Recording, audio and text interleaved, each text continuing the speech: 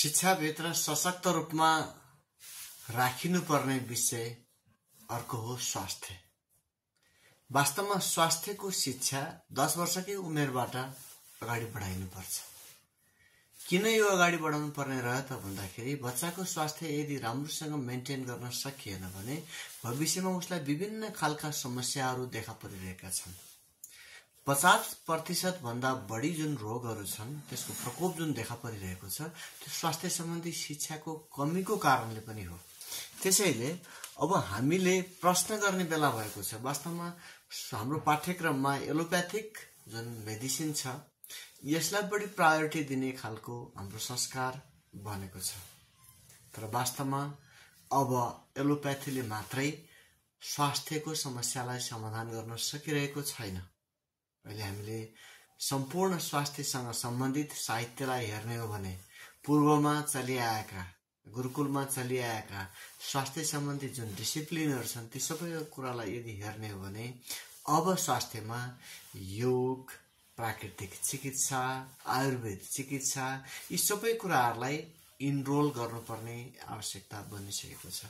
हाम्रो खानपान, जीवनशैली, आहार विहार, अब के खाने, के नखाने, कसरी खाने यी स्वास्थ्यसित सम्बन्धित विषयहरू बनेका छन् हैन।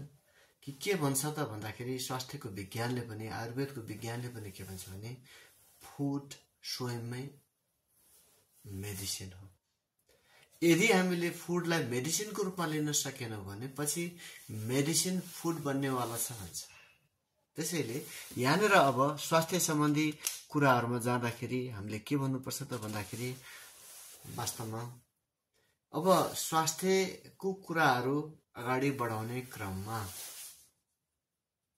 त्यो रैथाने स्वास्थ्यका केही प्र्याक्टिसहरू थिए नि पहिला चलिआएका त्यो क्षेत्रमा रहेका जडीबुटीहरूलाई उपयोगमा ल्याएर मान्छेहरू स्वस्थ रहने त्यस्तो खालको चलन थियो।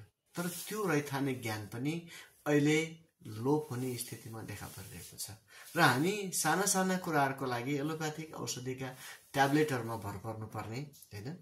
ग्यास्ट्रिकको समस्याहरूलाई पनि त्यसरी भर पर्ने जुन स्थिति बन्यो यो एक प्रकारको एकाधिकार सबै एलोप्याथीलाई दिएको कारणले र हाम्रो जीवनशैलीबाट पनि स्वास्थ्य सुधार हुन्छ।